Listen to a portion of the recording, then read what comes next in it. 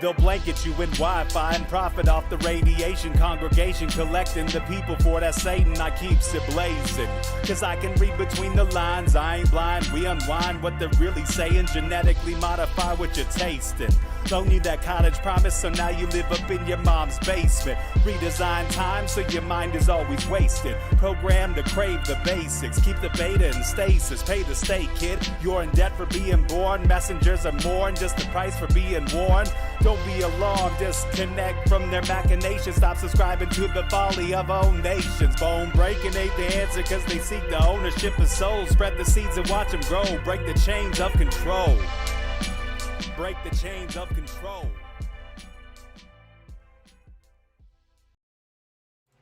Sweet eternal balance of all that is good, true, and beautiful, friends. Welcome to your Thursday night episode of Rogue Ways. It is so good to be here with you as always. I love it. I am so lucky. What's up, Jeff Green in the chat and the other people who haven't said hello yet? It is excellent to have you here. Like I said, I just want to remind people it's 7 p.m. Mountain, and it's always 7 p.m. Mountain when I go live. Almost always. 99% of the time, it's 7 p.m. Mountain. And I just say that because there's a lot of people recently who are like, I don't get it. When do you go live? I always miss your shows, etc. And so I just want to remind you, it's 7 p.m. Mountain, and so check it out. It's every Sunday, Tuesday, and Thursday. Pretty much like clockwork. I'm very, very rarely not having a show or late to the show. So always welcome here. It's so awesome, as always. People are lurking, of course, and don't always say hello. I love it. It's true. What's up, Digital Apparition?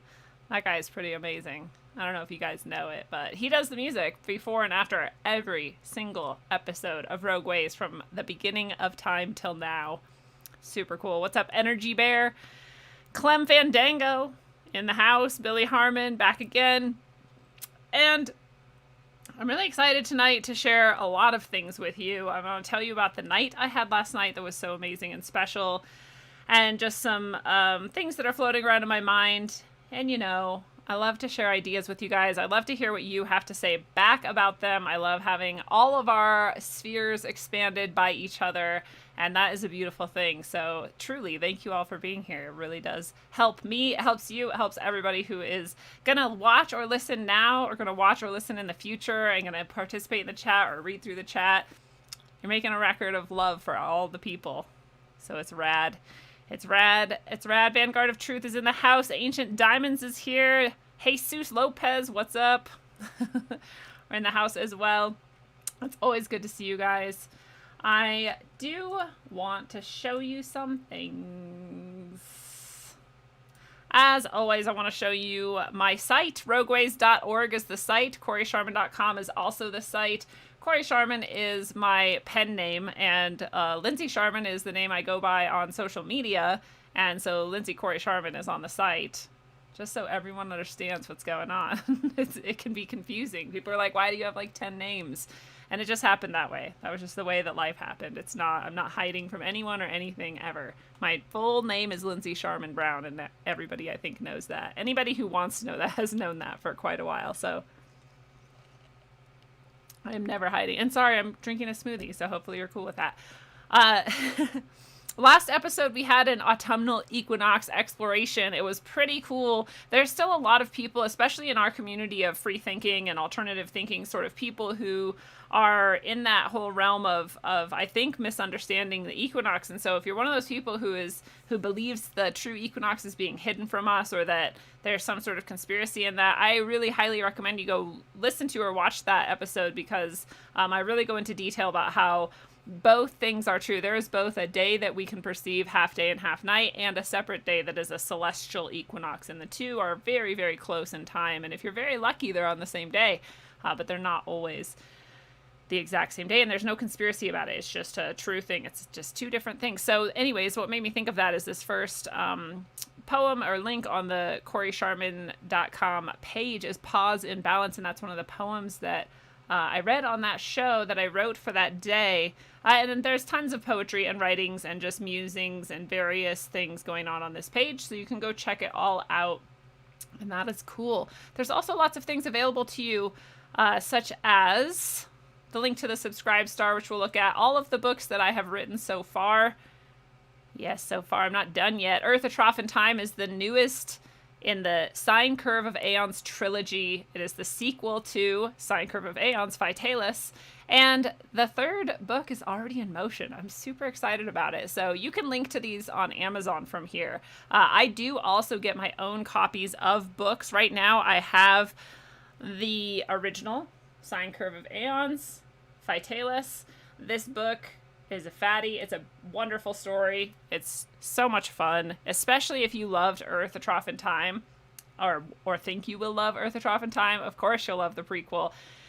It is a page turner. They both are. They're having really good reviews. I'm really appreciative of all the people who are enjoying them so much. Like, truly, it means so much to me to be able to birth something into the world that brings, like, joy and self-reflection and depth to other people's lives. Like, what a beautiful thing. So thank you to everybody who is participating in that. It truly couldn't be happier. Oh, but I do have copies, like I said, of Sine Curve of Aeons Vitalis, the original, the first in the series. And right now, if you want to PayPal me $17, I will mail it to you at the address that you denote in the PayPal transfer. Just make sure you do it as a gift, because I'm literally, when I'm doing this, signing it to you, sending it to you in the mail for $17. You're getting $5 off the list price, and I'm making $2. So you're saving money. I'm getting $2. But if you do it not as friends as family, then they take like $2 out of it, and then I make literally nothing. So if you want to, I would love to sign this for you and send it to you along with some other goodies to wherever it is you are in the United States, because that's where I can send it media mail. If you want it somewhere else, that's cool too. You just have to think about how much it's going to cost to ship it and add that.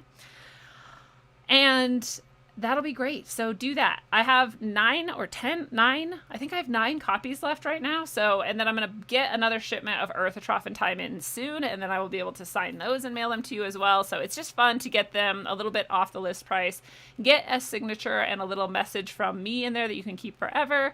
And those are fun things that we can do. So I also, of course, offer tarot readings.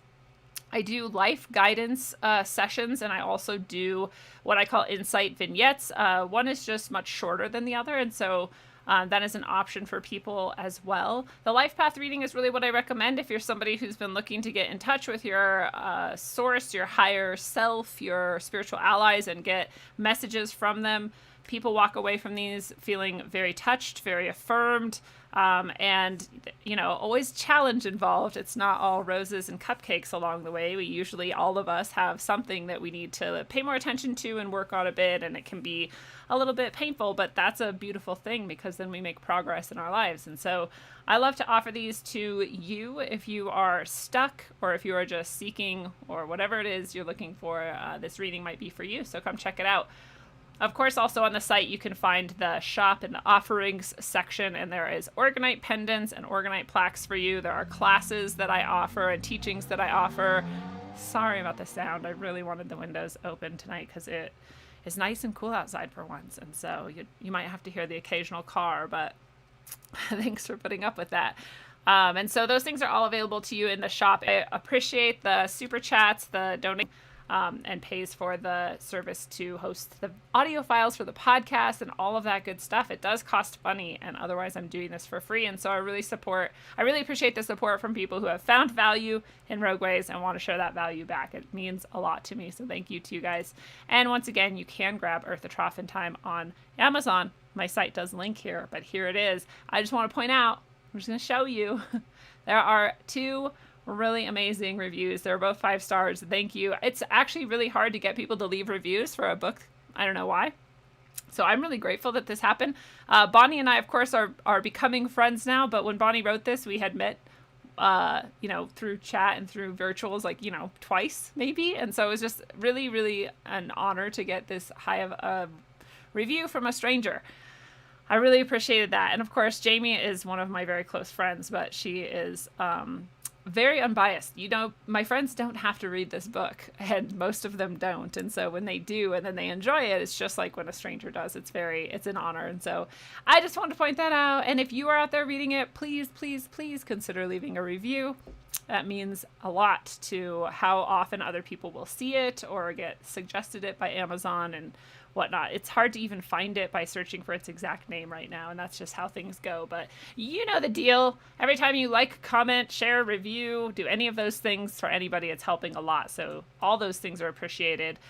And that is what I wanted to share with you guys before we get started. Always a good reminder, you know, there are people who just kind of pop into the Rogue Ways world. They see all you roguesters knowing exactly what's going on, and they're like, what? And so it's nice. Plus, sometimes you guys forget what's available as well. So what's going on in the chat here? You guys are talkative tonight. It's excellent. Had you at humility. Yes, I'm excited to talk about humility. It's desperately needed by all of us, I think. What's up, Austin Beach? It's nice to see you. Mateo's in the house. Yeah, let's talk about that. Mateo says, I prefer noble over humble. I don't like the sense of feeling inferior. And that's a huge, I think, miss all. But I totally get it. It's a common idea. It may even be in the definition. Let's look at the definition and the etymology. In fact, maybe we'll do that right now before I forget. Humility.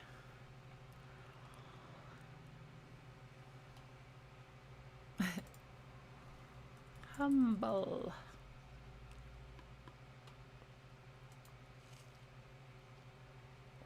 I love things that are defined by what they are not. So let's check this out. I don't actually love it. I think it's a silly way to define things. But humble, it says, means to be not proud or haughty, not arrogant or assertive. Reflecting or expressing or offered in a spirit of deference or submission.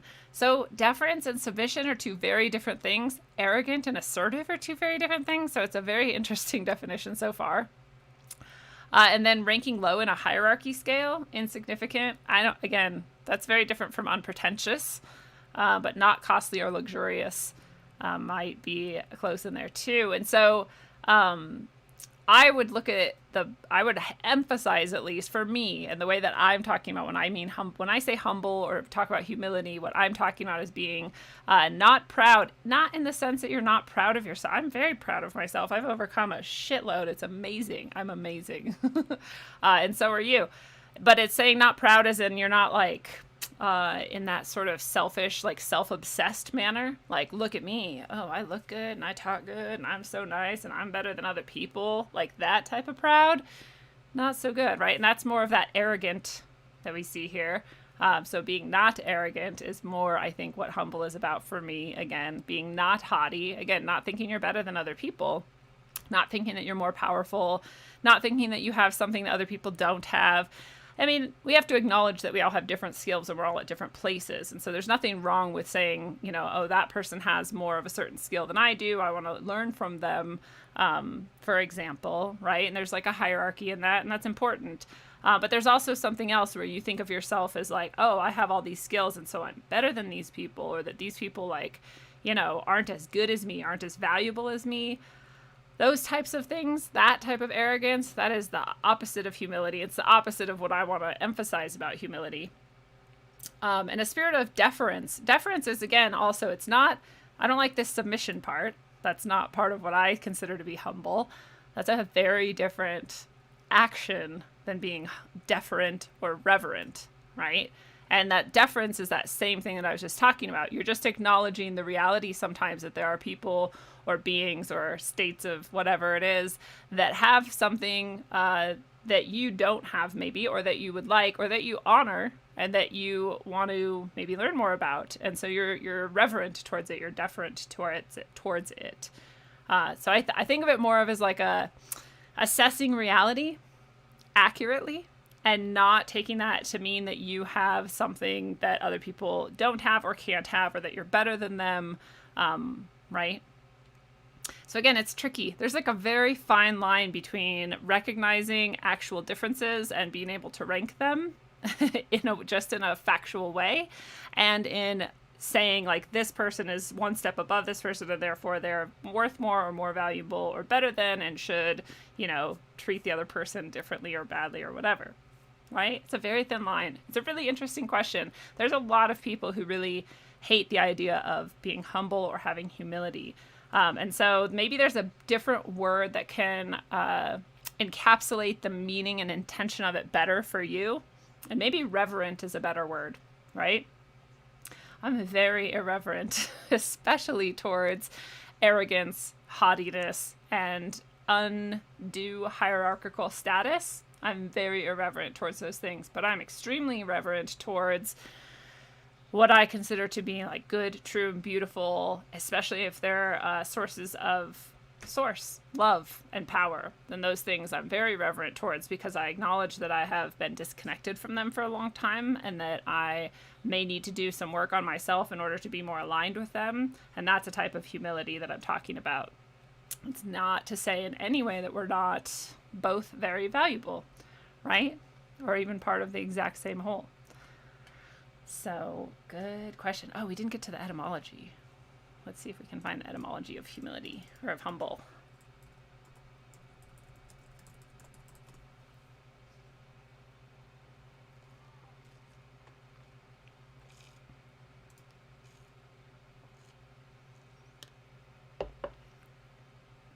Yeah, there's so much caught up in here that is not at all what I mean, what I'm talking about. Submissive. This is back in the 13th century. To be submissive. So again, submissive is very different from respectful. I'm not very submissive to anything. I could be reverent and humble towards something without being submissive towards it. Lowly in manner. Like, wow, that's not what I mean either. So I can see why a lot of people don't like it. Not self-asserting. I'm pretty self-asserting. And I'm definitely not obedient. So interesting. This is from the 13th century, from the root humus of the earth. See, this is where I think there's a lot of value judgment caught up in some of these definitions. Humus being of the earth, and being of the root humble. Humble is of that root. Being of the earth does not mean lowly or less than, or like dirty or bad, or like, you know, but I can see how that ended up translating into being on the ground, and therefore being subservient or not assertive or submissive. Because we, just like people are kneeling lately to BLM and other things, we associate being down towards the ground with submission, you know? But that's not, I don't take that, like if I'm taking humus in the earth and the meaning of that, I'm saying rooted, connected, remembering that you're all of this same stuff here, right? We're all of the same stuff. We're all made of the earth, and we're all coming from the earth and heading towards the same direction, which is back to the earth, but, you know, with lots of stops along the way. And that's a beautiful thing, and that is exactly what I mean when I'm talking about humble and being humble, is just recognizing that quality, that no one is better than or greater than anyone else, and that everybody's abilities, skills, and accomplishments can be achieved by any other person too. It might take longer, might take more work, might take many lifetimes. Whether it took the other person like 2 minutes, like that can happen, but nobody is barred from any experience or skill or state of being. So yeah, I think there's a lot of confusion because of our values that we place upon this root of being of the earth, humus. Interesting. I'm so glad we did this. Thank you, Mateo. So yeah, that's the only roots that are in this, is that root that means of the earth, being from the earth. Cool. Sidebar. I love it.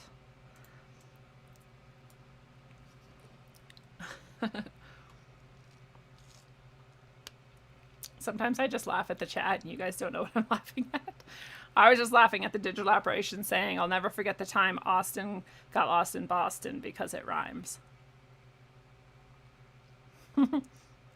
And Austin has been lost in Boston. And now I'm having deja vu.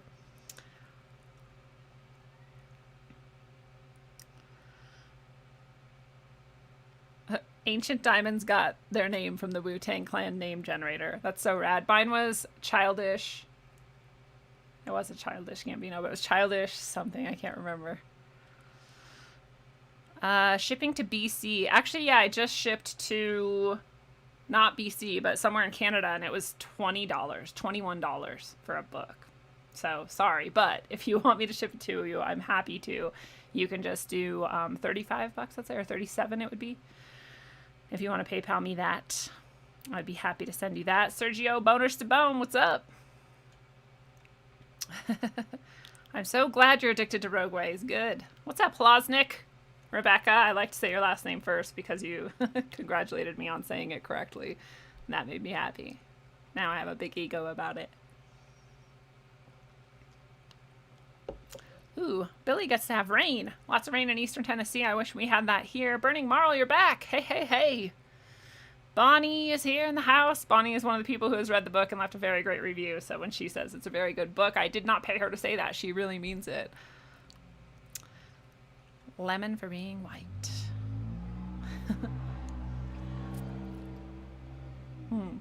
Apple Fritter thinks humility is a white trait. I don't think races have traits, personally. Again, the whole point of being humble is recognizing that anyone can have any state or be anything or achieve anything.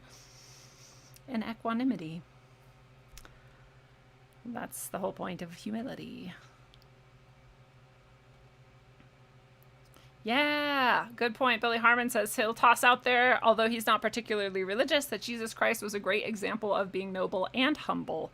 He descended into greatness by being humble. What a great statement, to descend into greatness by being humble. It's really true. We're going to talk about it in depth. I am an addict for the chat. I have to say what's up to everyone. Sue Finelli's in the house. What's up? Mabel Freeman, hello.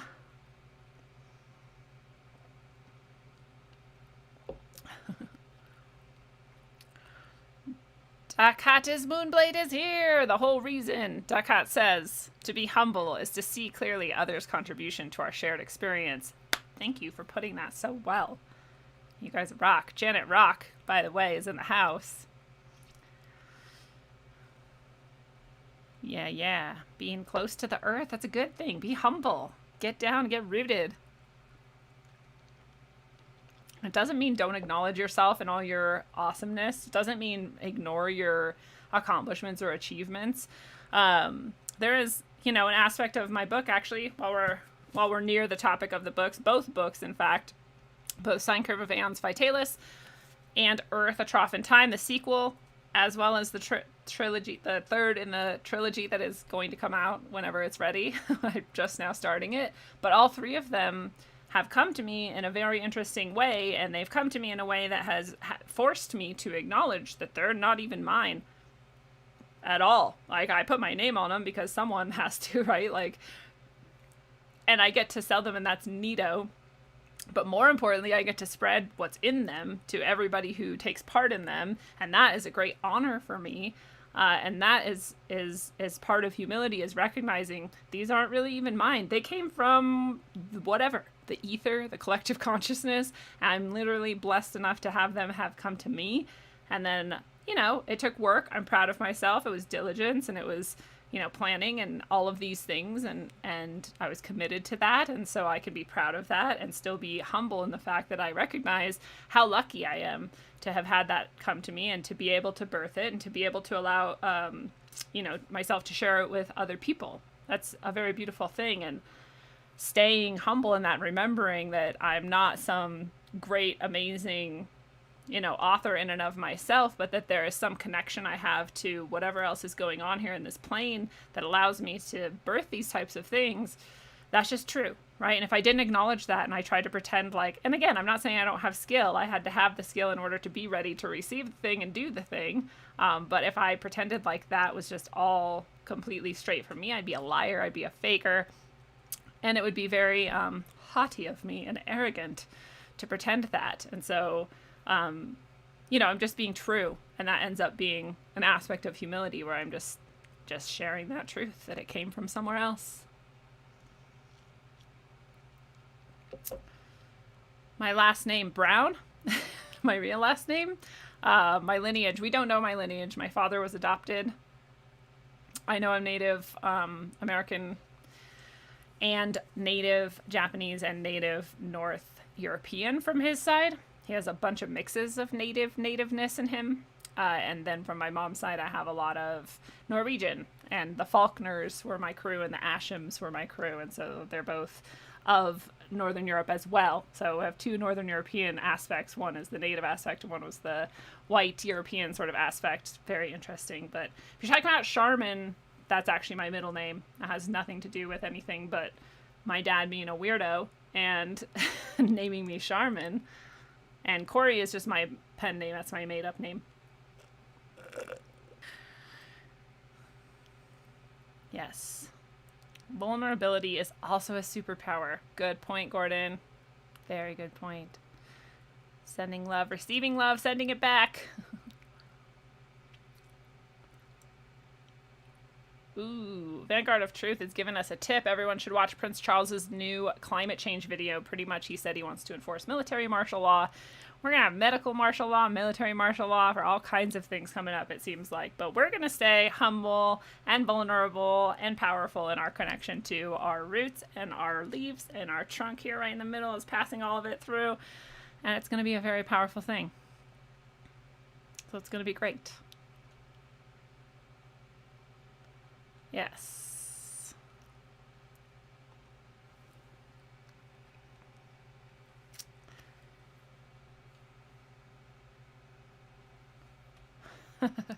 That's just so common online that we get into pissing matches or dick measuring contests, and this is exactly part of the story I'm going to tell you about last night. So it's interesting. I had a very cool night last night. I was very, very lucky. I am very, very lucky. And you all are very lucky too, that we get to interact with Catherine O'Shea. And Catherine has been on Rogue Ways a couple times before. She'll be here every second Tuesday of the month from now on.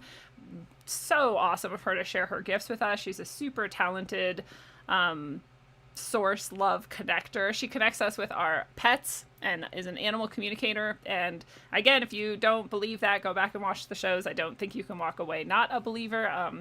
And she's just very powerful, and it's very obvious to anybody who works with her. And, you know, I think a lot of us in this community are very skeptical, and so she passed the test for most of us. So go watch that and find out. And just hold your horses, apple fritter. We will get there to vulnerability being a superpower. Don't worry about it. We're getting there. It all comes together perfectly. So last night I was lucky enough to be able to join a class with Catherine, and it's so cool because Catherine gave a giveaway to her classes for all Rogue Ways listeners, and all of you guys, if you were there, you heard or you entered, and you will have this chance again in the future.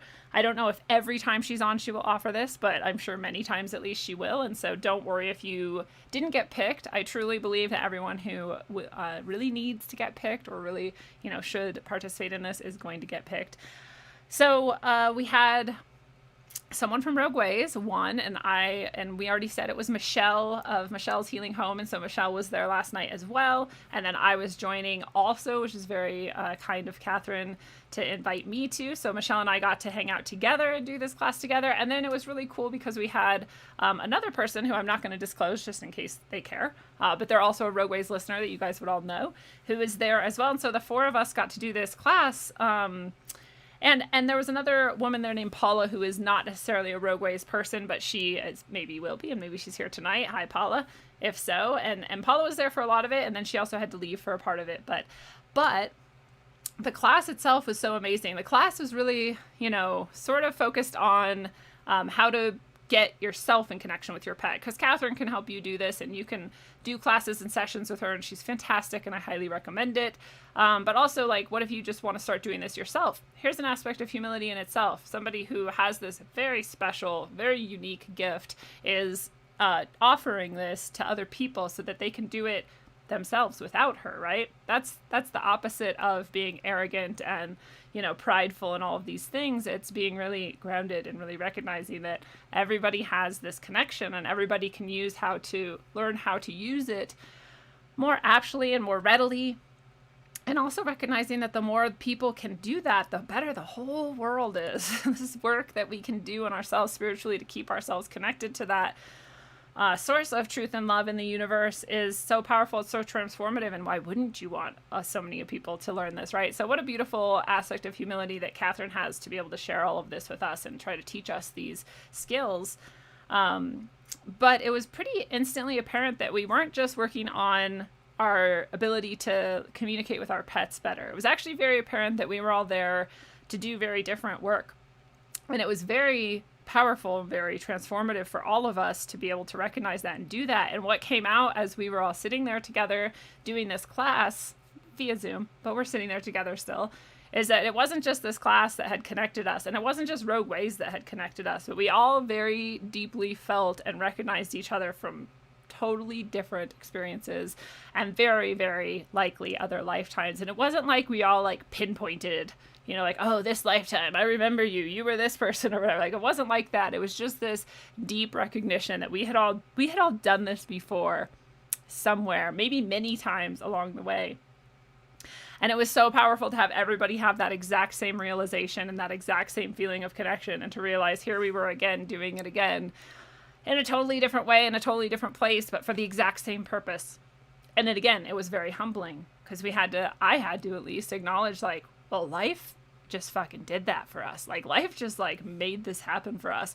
And you could say like, oh, it's because of me and I did Rogue Ways and everybody got connected to each other. You could say, oh, it's because of Catherine because she developed this gift and offered it to people. And you could say, oh, it's because of, the other two people who are involved because they showed up and made it happen. Or you could just acknowledge that so many amazing numbers of things had to fall in line along the way to get us all right there, right then, and that we had done it a million times. And it's very humbling to recognize that your soul has got this all figured out, and that all the planning that you do, and I've said this to you guys a million times, all the planning that you do and all the little details you think you have to figure out and all of that stuff that you get kind of stuck in is like nothing next to the power of your soul and source to align to bring you exactly where you need to be.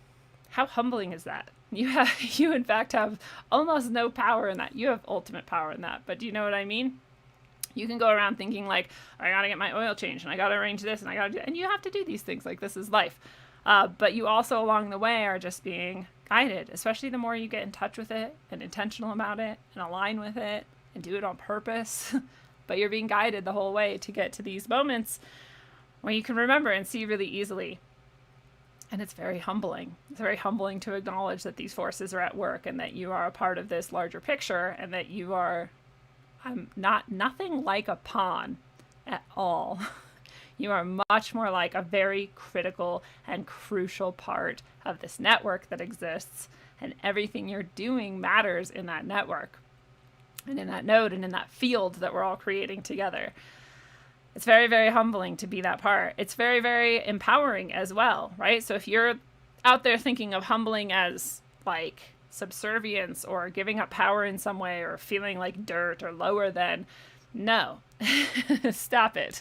It's humbling in that you realize there's these huge forces at work and that you're just a part of them. And it's also very empowering because you realize you're a part of them and you're doing your part in them and you are doing exactly what you're supposed to be doing, especially when you're following your heart and your path, which I don't think you cannot do. And so it's both very humbling. It's very empowering. And in bringing this energy to one another, we realize that what we're actually doing is this self-work, as always, right? But in this very, very deep moment, in this very deep experience with one another. And that we're all there to like clear, this has been the theme of like the month, to clear blockages, to clear like ancestral trauma, to clear this lifetime's traumas, to let go of these things, and to receive, more connection and more love and more guidance and more experiences of that love and energy as we go, as we clear these blockages. And it's an extremely powerful thing if you've never had experiences like that. And I'm sure you have if you're here and if you're listening to this, had those experiences where you are in the right place at the right time to unlock some kind of puzzle inside of you that now releases. And then you feel this like huge weight lift and you feel this like love and energy flow in. And it's like you remember, you're like, oh yeah, this is what I came here for. Like, this is what it was all about. I actually never forgot this. For some reason, I forget this in like day-to-day minutia. But in reality, my soul never forgot that this is what we're here for and this is what we're doing. Very humbling, very empowering, and super vulnerable. We are like 4 strangers, actually, when it comes down to it. And we just met in this Zoom room and we're sitting there talking about some of the most like profoundly deep aspects of our souls that we don't share with just anybody, and that I have not shared with you guys. And you know what I mean? Like, it's not just something you want to like plop out into a conversation among strangers, especially, but we didn't feel like strangers because, like I said, we had recognized that we were coming there to meet again, as we had done before countless times, and that we all knew each other actually very deeply, but But in reality, like on paper, we don't know each other. We're strangers. And so we're there having these huge emotional, breakages, breaking upages, letting goages, and all of this energy flowing in the space that is left behind when those things go. And it's emotional, and people cry, and people laugh, and it's very joyful. It's not like this. It's not like a therapy session where like everyone's just traumatized and crying. Like, I don't want to give you that impression, but I'm just saying there was very powerful emotions that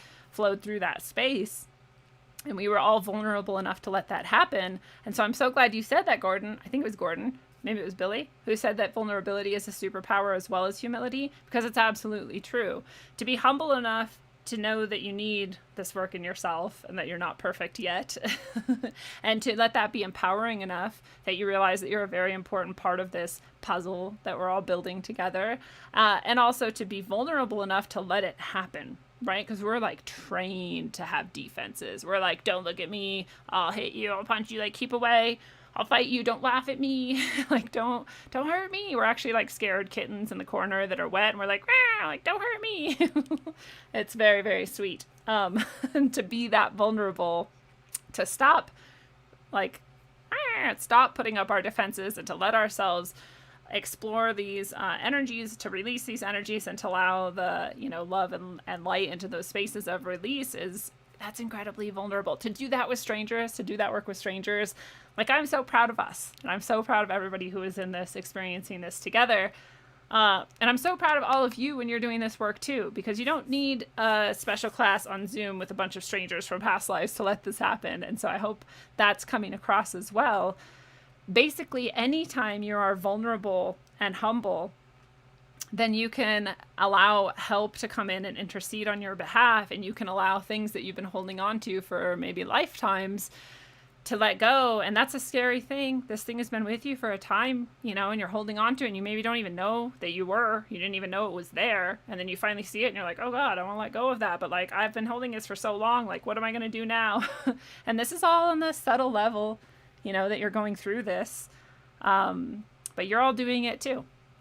And you've all been doing it your whole lives. And because you've experienced it, that the more vulnerable you are in those moments, the more willing you are to be like, yeah, this is me and this is what's going on, and let it go.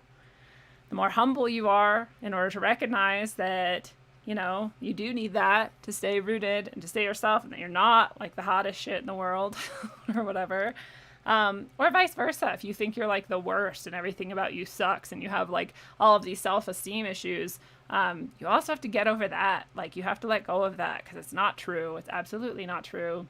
Nobody is a valueless human, and nobody is without their awesome gifts and abilities and connections.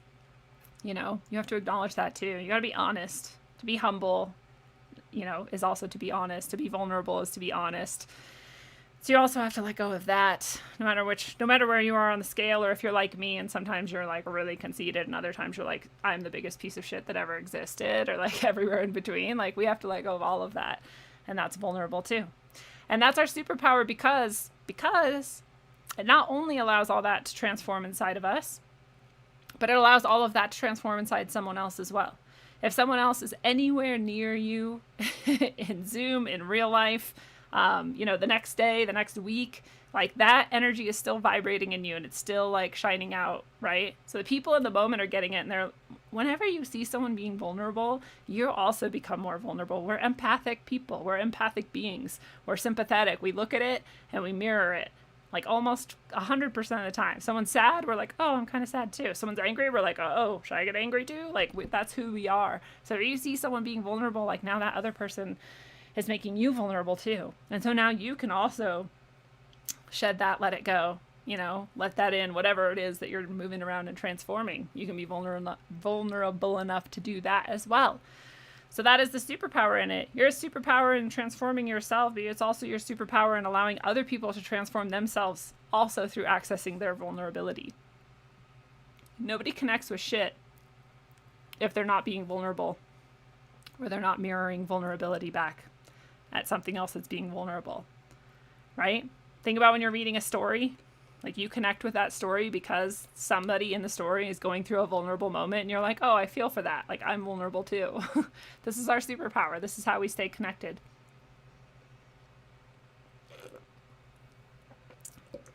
Yes, I just happened to look up and see Billy Harmon say, I didn't realize I'm an empath until kind of late in life, but I'm glad I do now. Absolutely. I don't know if you've watched my episode on You Are a Fucking Empath, but you are, even if you don't think so. And I know, I talk about it in that video, and I know, and Billy will agree, and we all agree, there's various levels. You know, some people are just like barely touching their empath skills and abilities, and other people are like living in it full time, all the time, and have since birth, and it's like almost a curse. You know, you can be anywhere on this scale. You're still an empath, and you can also grow those skills or diminish them as you need. You're a superhero. You can do anything. So, yeah. It's just, and it's important too, because we're remembering when we're doing this work, when we're being really vulnerable, when we're asking for assistance from anyone or thing that can assist us, really. That's an act of humility also. That's an act of vulnerability also. And when we're opening ourselves up to that connection, we're also remembering, like literally remembering, like putting back together our souls. We're remembering that we are souls, and that we came here as souls, and that our souls are the boss, and they're the ones who are here to do whatever work, you know, and that we're trying to remember that and put it back together so that we can live in that truth and be that connected. And that changes the whole world. Every single little bit of connection that we make with anybody at any time, again, it like sends those ripples out, sends those vibrations out, and we're like reflecting things back at people like a mirror, right? And they're reflecting things back at us, and we're remembering like, oh yeah, we're both here to do this. Like, this is what we're doing here. So the more you can shine that like beacon into the dark, the more people are going to be like, oh yeah, I'm also a beacon. It's like, it sounds so simple, and it is so simple, and it's so overlooked, and it's so undervalued to just be your actual true self as much as you can. As many layers of shit that you've built up to protect yourself as you can peel off and become more and more vulnerable and more open. That's actually what transforms the world. Every single great master has said it. Every single one of them has said something to the extent of, when you save yourself, you save the world. And it's true. It's absolutely true. Right? And then we're like carrying that field with us. Like all day today, I've been like, well, actually, I've been in a lot of pain today, and it's been a really hard day. But in addition to that, I've also been carrying that reverberation from what we had last night, and all that empathy, you know, and all that humility, and all of that mirroring back and forth at each other, and all of that remembering. And I'm carrying that around with me now, and that's like shining even brighter now, right? And if I do more of this work each day or each week, or however I can fit it in and however I can focus on it, then that reverberation is going to get even stronger, and the signal is going to go like even farther, and more people are going to be like, what is this thing that's like somewhere inside of me? It's like reminding me, what am I trying to remember? Right? It's like we feel it on this low level, on this very subtle level, and we all have to learn to like get closer and closer to that source in ourself, so that we can magnify that signal ever more strongly, stronger than 5G, stronger than any sort of technology that could exist. And this is our superpower, and this is how we save the world. And it's a nice reminder that we get to trust in our process, and trust that our soul is arranging things like this for us, and that the more we look for it and the more we're aware that that's where we're headed, the faster and easier it comes to us, and the better and better it gets.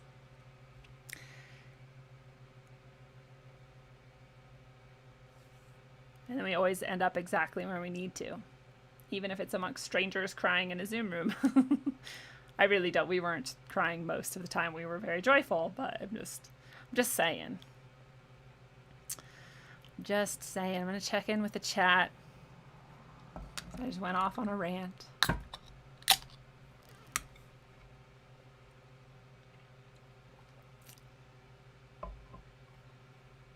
Apple fritter. I may want to get into this, but I'm just going to say for a moment, like, perhaps your obsession with race is a bit much. Perhaps it's not as necessary as you believe. I don't know.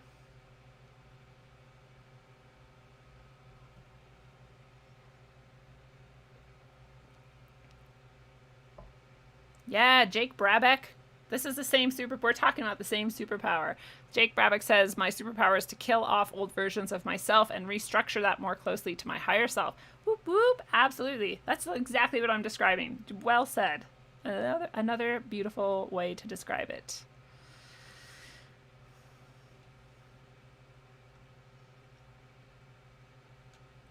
Yeah. Is that a peace tea? No, it's coconut water. You may notice that I don't have my Rogue Ways mug, and that's because it broke. Sad. But it's gonna come back. I'm gonna get a new one someday. But yeah, so I guess randomly, before we get into some other things, we can get to this race question that is being brought up in the chat by Apple Fritter over and over and over again. And we can talk about it. Okay. Are there differences in race? Of course. I mean, one very obvious one is skin color, right? So yeah, there's differences, right? And yet, are there differences in our abilities or in our connections to source, or in our abilities, or in our skills, or in like how well we can do one thing or another? Maybe. Like if we really studied that and we could actually identify people who are of like pure race, which I don't really think exists very much on this planet anymore, but if we could do that and we looked and we said like, does this race breathe easier and does that race have better vision or something, like maybe we would see slight differences in that. And there's no, but also who cares? Like really, who cares? Because anybody, again, of any race can access and do anything. So like I don't personally care. I don't find it very interesting, but I could see that someone could, and you could go study that, and that's cool. But again, it's like borders maybe on obsession, and maybe then that's when you want to ask yourself, why am I so obsessed with this thing that barely matters? But yeah. Now I want an apple fritter. Yeah, I've said apple fritter so many times. My mouth shall speak the truth. I don't know if I said hi to you. What's up? My mouth shall speak the truth. It is good to see you. So yeah, I just worry too about the race thing, that people use the supposed differences in race that have not been proven to support their very racist ideologies. And I don't think there's many of those people left in the world. They definitely exist. Of course they do. But if you're just looking at like the whole of humanity and you're saying like how many people in this whole like actually really value and think it's like amazing to focus on the supposed differences between race in order to treat people differently, I think it's pretty minor. I think it's an overblown fear that we're given as a division in order to... I just turned something off that I hope helps if there is a high-pitched tone coming through, because I did not remember that this thing was on. So hopefully that is off if it was coming from here. But yeah, I forgot where I was going with that. Oh, I think there's very few people. I think like everything right now, it's just being used to divide us because it's really convenient for people who want to control us to make us fight each other instead of fight them. It's really convenient. It's very effective. It obviously works super well. There's people out killing each other and rioting over all kinds of things, including race, but also including whether or not you're a cop or not. That's a really big one right now. That's a big divider, apparently, in people's minds. Just the job title of police person is enough to make some people want to kill you, which is insane. Literally, it's insane. That division is big right now. I still have people who are coming to me with very big emphasis on divisions in gender and sex, which I still think is just so interesting that people are so fascinated by this division that they would focus on it to such a degree and make it such a defining part of their lives. It seems kind of sad to me. It's just like the race thing. Are there differences in gender and sex? Absolutely. Like, it's so obvious. I don't even know why anybody would need to ask the question. Like, yeah, there's differences. There's very stark differences. One being obvious and being genitalia, and the ability to like participate in one of the aspects of creation that are both very different. But they're two halves of the same whole, and that's also true. But there's so many people who are like, oh, the patriarchy and rage against the patriarchy, and I used to be of the same exact ilk, and I used to rage against the patriarchy, and I used to call in all the exact same facts and data to, fuel my hatred of the patriarchy and this obsession I had with like how men were like ruling the world and keeping me down and like all these things. And there's a lot of them, and a lot of them seem very true. Just like the thing with cops, it seems very true. You're like, wow, cops are killing people in the streets, and it seems very true. And then when you look at the data, you're like, they're actually like really good at not killing people, like really, really good at it. It's actually crazy how few people they kill, given how many encounters they have with violence and weapons being used against them. It's crazy. I could not do as well. I know that. And I know that people who go into cop training, not even to become a cop, but just to sort of see what it's like, come out and say like, wow, I'm really shocked that you guys don't kill more people. It's like pretty ubiquitous. And if you go look at that side of things, you're like, oh wait, why was I so focused just on one side? Almost like an obsession, a very divisive, hateful obsession that has been planted in you by the powers that be that would love to keep us divided and hating one another. And it's the same with women and men. And it's like, well, why are we so obsessed with it? And we have the same arguments every time. Women will say, well, women, every single woman I know has been raped or sexually assaulted in some way. And I'm like, yeah, word, me too. And then one day I was like, why aren't men? Like, why aren't men? Like, truly, I've always been told men aren't, and I've always hated that, and I've always thought it was so unfair. But why aren't they? So I started asking men, like, why aren't you raped ever? Like, why are you molested or like assaulted or just like sexual harassment or any of that shit? And any man that's honest and is able to talk to me about it, and be genuine and honest about it, every single one of them has admitted that they actually have been. And that fucking blew my mind. And I'm not exaggerating. 100% of men who I've been able to talk to at that level and connect with and ask, like, have you ever been sexually assaulted, sexually harassed, or raped? 100% of them said yes. So now when women are like, every single woman I know, I'm like, yeah, and every single man too. Why the fuck is that? Why is everyone getting raped and molested? Why is everyone getting sexually assaulted? What the fuck is going on in this planet? It's not about men and women. That's for sure. Otherwise, it would be just women or just men or whatever, right? It's not. Go find out. Like, I beg you to go ask. You can't just run up to a stranger and be like, have you been raped? Like, that's ridiculous, right? But if you have friends who you trust to be honest and vulnerable, here's another area where vulnerability is a superpower. It changed my entire outlook on life. Go ask them. Every single man. And I'm not exaggerating. And I'm sure there's many men who haven't and many women who haven't. Like, I get it. I'm not actually saying every single human. I'm just saying for me, it was literally all my friends who are female. And now it turns out it's all my men who are male too. Including many of my students. My students would come to me as men and they'd be very confused. They'd be so like torn. Like, you could see it on their faces that they were just like, I don't even know how, like any rape victim is.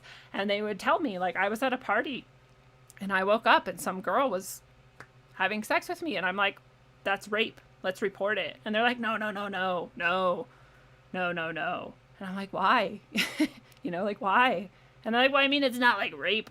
And I'm like, it's rape. It's against your will. If it was a woman, we'd say it was rape. Like, it's you. It's just because you're a man. It's not rape. Like, that's crazy. And it's very sad. But when it comes down to it, the few students who came to me with that, and there's more than one, who came to me with that exact scenario both times, wouldn't report it as rape. And that's all there is to it. And why? Why wouldn't they? Well, you can ask yourself, just like women go under conditioning, and we have all this conditioning to think of ourselves as these like frail, helpless little whatever that just get raped by men and are a victim of the patriarchy and whatever other programming we have, or princesses and all of that garbage. Men have the same exact conditioning. They're not separate. They're not free from the system. They're not left alone. Like, they are also conditioned, and they're conditioned in also just as equally destructive ways. Divine masculine, divine feminine, they're both being attacked. We're all part of the systemic violence perpetrated on humanity. And when we stop and we say, nope, only men are patriarchal, men are upholding this horrible system, and women are the victims, then we're ignoring half of a world of pain. How is it ever going to heal if we ignore it? So it's crazy to me, right? And so he was programmed, those two boys who came to me and told me totally separately these very similar stories, We're programmed to not be able to see sex as rape. How fucked up is that? How fucked up is that? No wonder we don't have statistics on male rape. You don't see it as rape.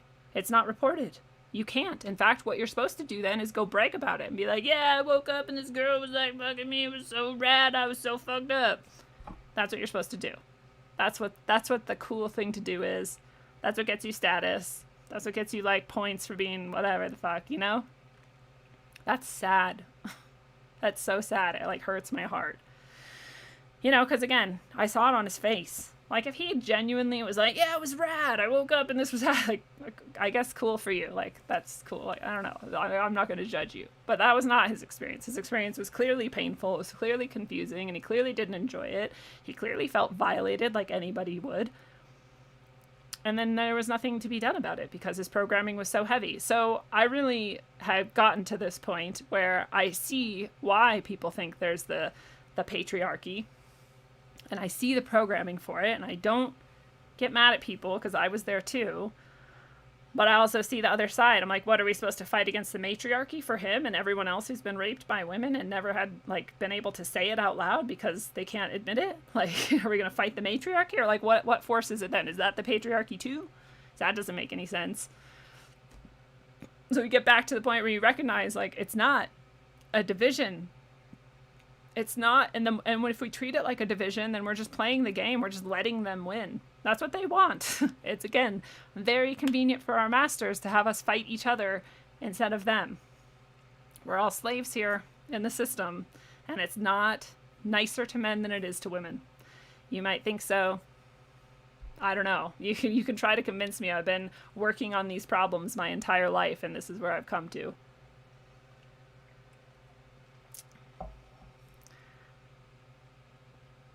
Oh, Billy, good night. Have a great sleep. Thank you so much. I really appreciate it. Anyway, so that's my rant on race and gender and why we should not be so divided. We shouldn't allow them to divide us, or by occupation or by anything else, because all of us are also oppressed by the system. And you also kind of have to get to the point where you get over people using their advantage that the system has given them that is very shallow and very false and very fleeting. You know, and them using that over you. And like, I'm not fully there yet. Like, I have a lot of work to do on that level. And that's another thing that came up last night for me that I'm trying to heal, or that I have healed, that is transforming for me, is that ability to be less reactive, be more responsive, and to be less judgmental, and to remember that truly when somebody is acting out their power trip or their, you know, place in the system that has been, you know, hierarchically placed above me, and I'm supposed to be like subservient to it, and they're acting that out, like I want to, and I am transforming myself to be able to more and more often forgive that.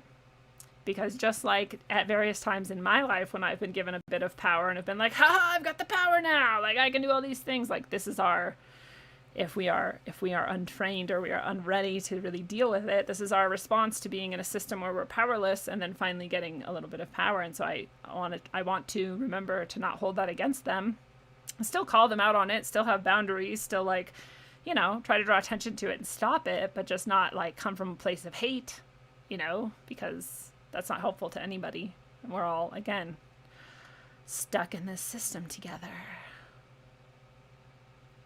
And it'd be great if we could try to get out of the system together. What's up, Curious Life? Nice to see you tonight. And yes, my mouth shall speak the truth, says the media fuels all of these divisions. And it is absolutely true. And it's not just the news doing the current event divisions, but it's all of the movies we see and all of the TV shows we see. And you know, to me, it seems very intentional and very contrived, and that this is what they want us to see and get programmed by. And so it's everywhere. It's in music. It's in everything. Yeah. Unification. That is the deal. But yeah, another aspect of vulnerability that I want to bring up too is the aspect where we do share our own shortcomings and failings, and we do say things like, Last night when I was asking, just like I was just describing, to have like more compassion in my interactions with people. I think I do pretty well, but like I have a lot of examples recently where I like come at people with like anger, and it's like never going to work out right. Like there's no point in that. And I'd like to do it less and less often. And so I was asking for that as part of the blessing I was going to receive. And the message that came through to me was very interesting. And it was saying, part of the reason that I do this was, and I was writing it out afterwards, after I had received the blessing and had the experience, and I like sort of take notes on what happened so I don't forget. And I'm writing it out, and I'm writing something to the extent of my inability to be compassionate in any moment comes from and I was trying to write self-consciousness, which is a much nicer place for it to come through. It's much easier for me to be like, oh, I'm just self-conscious. So I like trying to write that, and my brain like wouldn't let me. It was like, no, conceit. And I was like, conceit? Like, what the fuck? No, self-consciousness. So I'm like trying to write an S, and my brain like literally won't let me. And I'm like, what the hell? And I'm like hearing in my head conceit, and I'm like, no, self-consciousness. It's coming from self-conscious. I'm like starting to get like petulant, like, it's not conceit. And then finally I was like, fuck, I have to write the word conceit just to get it out of my head. And so I wrote conceit, and when I was done writing it, I was like, oh, it is conceit. It's definitely conceit that does that to me, or that I am doing, like I am being conceited in the moment, and I'm like, I'm really important and special, and you should listen to me, you little whatever, right? Like that's fucked up. And so I also added self-consciousness because I do think there is some of that in there, but I have a feeling that if I get to the heart of the conceit thing, that the self-conscious thing goes away. I don't know. That's just an idea I have. So it was definitely conceit, but it was just funny, and I want to share it because it's a moment of humility for me to share this shortcoming I have, and that maybe you can also recognize that in yourself and be like, shit, I do that too. I'm kind of conceited sometimes. I'm like, I know better than you. You better listen to me. Right? That's like so conceited. And I don't do this very often. This is not like a deep part of who I am. I just don't like it when I do it, and so I want to get rid of it. And to do that, we have to find the root of it, right? We have to uproot it. We have to weed it out of our garden so we don't do it anymore. So maybe you can relate to that and join it with me in trying to uproot your conceit, and so it doesn't come out as disdain for others and start problems that don't need to occur. We come from compassion. Like, that's the best place to come from ever. Always, always, always come from compassion. That doesn't mean you have to let people get away with shit. It doesn't mean you got to let people treat you badly. You always have good boundaries, but you still have compassion, genuine compassion from where they're actually at. That's a beautiful thing. We should all be doing that. Of course.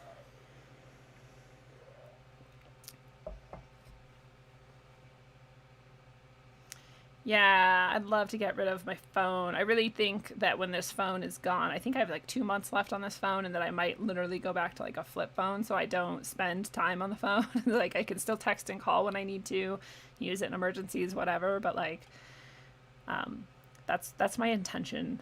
We'll see how well I do with that. Justin Parada's in the house. What's up? It could be. Jake Bravik, that's a fascinating concept that I've looked into too. Fungus has colonized people. The people colonize the world. Most times you aren't speaking to human essence. You're speaking to parasite fungus that has hijacked the body. Fungal parasites are slick. It's very possible. It's totally possible. But my genuine understanding of how that would go, and my belief in it, is that we would become, what's that called? Symbiotic. We would all like mutualism, whatever that biological term is, where we all work together and we're equally supported in our forward ventures. What's up, Flat Earth Awakening?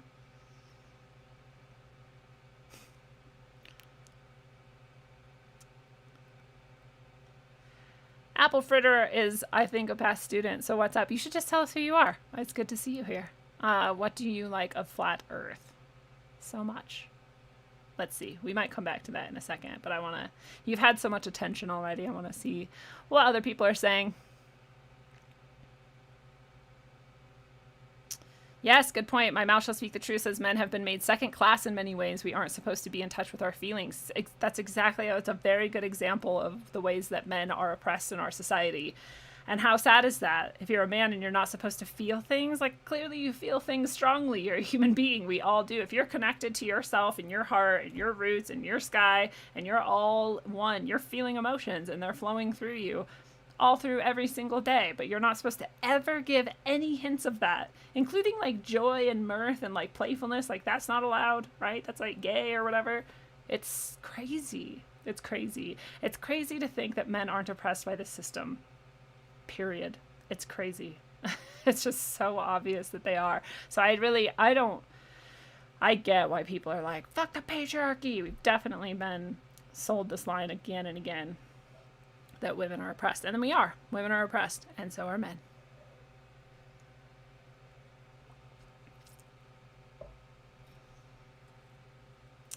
Yes, and the spiritual repercussions of sex, Jake Brabeck says, you look at it very differently. Definitely wouldn't want a random getting my energy. It is crazy. I really wish sex ed only taught that aspect of sex. Like, this is your spirit. Here's another person's spirit. Here's what happens when you have sex. You bash them together, and when you come back apart, you, like, took a piece of each other forever. I don't know if anything is forever. Like, you know, there's practices you could undertake to undo some of that, maybe. But it's very... very profound, and it sucks that nobody knows this and we just waste all that energy. And yeah, and I did an episode that you can go watch, and it is called I think it's called the desecration of sex. Yeah, it's called the desecration of sex. You can definitely go and watch that episode, and it covers all of the spiritual aspects of our sexual connections. Yeah. Men and boys are both definitely programmed and attacked by the system.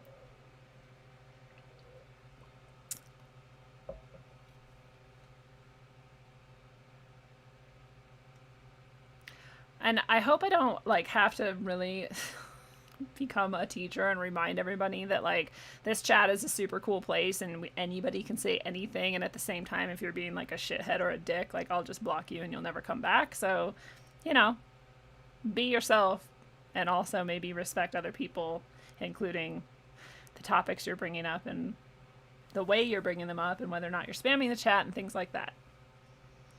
That'd be cool. Lyrics River, what's up? Nice to see you here. Empathy is also a superpower.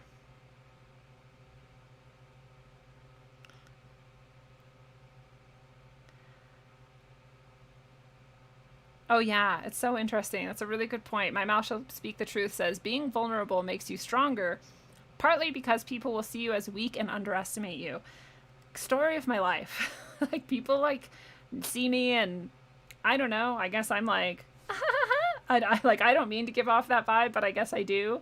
People think I'm like love and light, and they think I'm like ditzy or something, and it's hilarious to me because I'm like, no, but I guess it'll take you a minute to find out. People are sometimes shocked. They're like, you smoked cigarettes? I'm like, oh, honey, I smoked a lot more than cigarettes. But yeah, I've got some big energy. I got that big dick energy. Also, I think. That's part of my conceit, I think. I'm working on it. I'm never going to dim my shine, you know? Like, that's my whole point of this whole episode, is that we all have to, like, keep brightening our shine so that we're, like, connecting more and more, especially in this, like, super dark shit that's happening and super dark shit that's coming up towards us more and more as time goes on. We gotta like brighten that shine, but I also don't want to be conceited, and I don't want to be arrogant, and I think that is a really easy way to fall flat on your face and go backwards instead of forwards.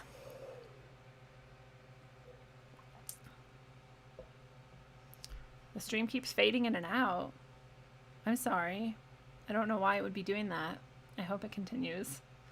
Yes, another good point. Flat Earth Awakening says suicide in males is so high. It's true. Men commit suicide at a much higher rate than women. Is that not evidence that we should be talking about if we're talking about which like sex or gender is oppressed? We should. It's really interesting. I also have to point out, people are like, well, why do men have all these like positions and like women don't? I'm like, I don't know any position that a man has had that a woman hasn't had except president. And like, what a narrow fucking, okay, sorry, president. Like, who cares though? I really don't care what the genitalia of someone is. But I get it. Okay, so there's one. Every other one, no. And they're like, well, why aren't they represented enough? I'm like, because not very many of them like are going for it and have been killing babies long enough to get there, to be quite honest, or whatever it is, right? Like, and also, I really love the point that Jordan Peterson makes, albeit maybe he has other failings, but this is a great point, that why aren't women as concerned about getting equal representation as garbage people, right? Like, there's no movement to get more women picking up your garbage. This is not happening. There's not more women trying to, like, get in the oil fields or whatever. Like, whenever it's, like, a hard, dangerous, like, shitty job, there's no clamor for women to be equally represented. So it's just, it's really, when you break it down, it's, like, a bullshit, like, self-serving, like, make me president or else, like, I'll accuse you of sexism. Like, that's pretty fucked up. If you truly were like an equalicist, if that was a word, and you really wanted women to be equal as men, then you'd be like trying to get women as like porta potty cleaners and like everything, right? And you're not. So it's really, you're just disingenuous. You're just not even being honest with yourself.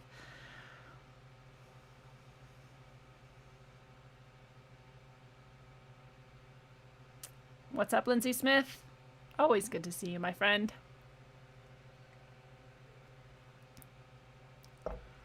Narcissistic men. I'm trying to think, because I think I've known more narcissistic and borderline personality disorder women than men. But I don't know what you guys are actually talking about, so I can't comment on it.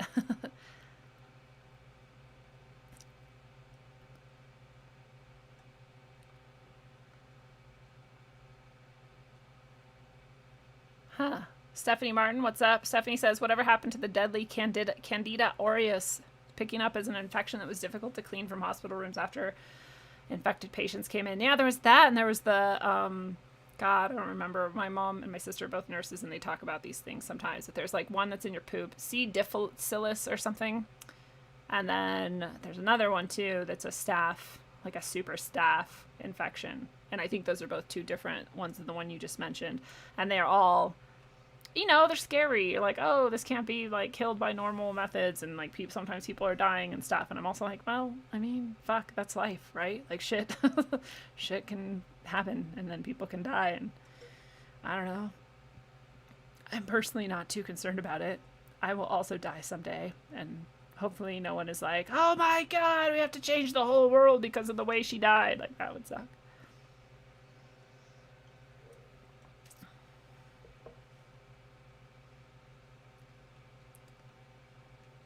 Ooh, I love it. Bonnie's talking about breaking those soul ties we were talking about when you mash your soul together with another person casually, accidentally. She said, I was given a prayer book for that to undo it, and the demons that my grandfather, Freemoss and Brayson, brought into the family. And I just learned about it last night. That's awesome. That's really cool. Lindsay Smith in the chat also has some really good tips on that type of work. If you want, I'm sorry, Lindsay, if you don't want, but I just know that you're a very talented woman, and so she's also someone who can maybe help with that. I love to do the forgiveness practice lately that I learned with Catherine O'Shea, who we were talking about earlier, who guided that beautiful workshop yesterday, and also has done the really amazing shows on Rogueways with communicating with animals. But she taught me and all of us, if you remember, a forgiveness practice that I listen to the Love, Peace, Harmony song while I'm doing it. I put my feet on the ground or my butt on the ground, where I'm like on the ground while I'm doing it. Ideally, that's my ideal. And then I do this whole practice where you call forth the mind, body, soul, and heart of the person or group of people that you would like to apologize to. And then you tell them that you love them and you honor them and you're so grateful. And if you're not really feeling that in your heart, I have found that chanting greatest compassion, greatest compassion, greatest compassion will like help lift that up. Or you could say greatest love. And then anyway, and so when you're really feeling that connection, then you can apologize and you can ask for forgiveness and you can thank them for that. I do it in this life, any life, and all of my ancestors and all of their lives. So that's a lot of work, and I ask for forgiveness for all of that, and then I offer it back and I say I forgive you as well for anything that you've done to harm me or any of my ancestors in this life or any life or whatever. And I don't say whatever, I actually like go through that process. And then I say, thank you so much. And I reaffirm that I love that person or whoever it is. And then I, release them or say goodbye. Thank you for being here. However you want to do that. Holy shit, is it really powerful. And I don't know that it would like sever a connection like that, but it at least would do a lot to unpack any of the like damage that was done between you and another person during that. And crazy shit has been happening to me since I have started doing that. I seriously had, I've talked about this on other shows, so I'm sorry if you've already had to listen to me say this, but I'll just mention it really quick. I've had somebody who hurt me pretty badly, like many years ago, 20 years ago. We've never talked once since then, and we were not really even close before then. She just like popped up and apologized literally the day after I started doing forgiveness practice. Then like 2 days after that, someone else who I thought we would never like probably be able to overcome these stupid divisions that the media is sowing between us all right now, they and I made up, and that was out of nowhere as well. And just really powerful things start to happen and start to shift when you do that type of work. So just like we were talking about earlier in doing any kind of self-work, any kind of spiritual development, or any kind of emotional work, which is almost the same thing. I think they're very, very similar. Any of that stuff, it just starts to unlock things. It's like the knot sort of unties, just like Emily Atwood was talking about on her recent episode and doing ancestral trauma work. It's like you just start to release all of these knots. And as you're releasing all these knots, like more love and energy can now flow more freely. And it literally affects your life. It affects other people around you, literally. It's not magic. It's not like, it's just happening. It just happens. That's just how it is. Nature abhors a vacuum. So if you like untie those knots and there's nothing left there and you have like love energy already connected to you, like that's what's going to flow through it. And you can invite it in just to be really specific about what fills that space. It's pretty rad. It's pretty powerful.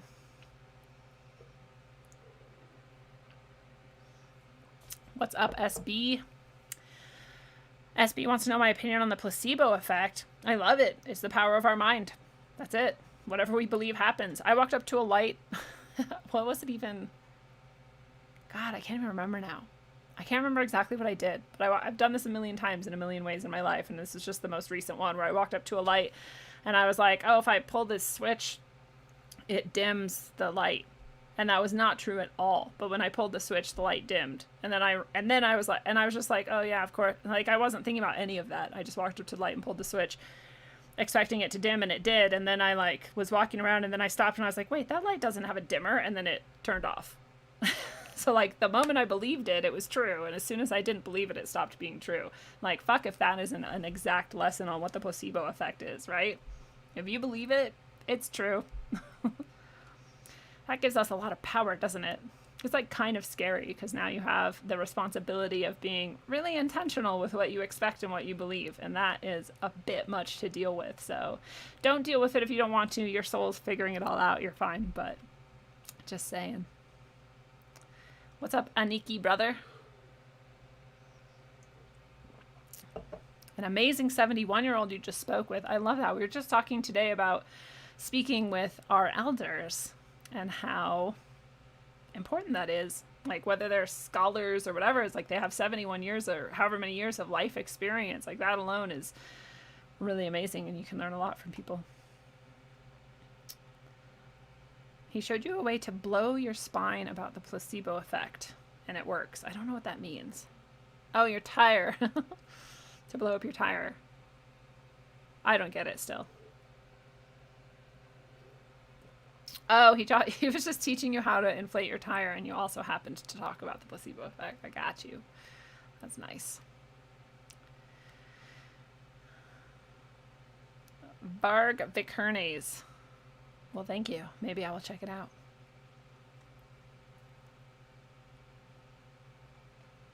You're a different Lindsay Smith. Shut up. That is so weird. Okay, sorry. I probably do that to you all the time then. And I hope it wasn't, that's so funny, because of the other Lindsay Smith on the Emily Atwood episode, we were not supposed to do work with her because she already does a lot of work with Emily. And so I hope that wasn't you. And you were probably like, wait, why not me? So hopefully that wasn't you.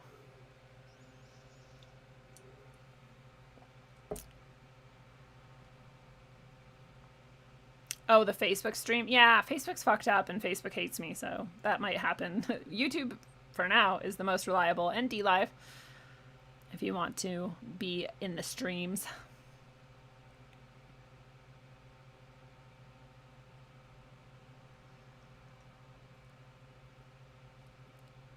Yeah, My Mouth Shall Speak the Truth says thought and intention are huge. A study about prayer during warfare.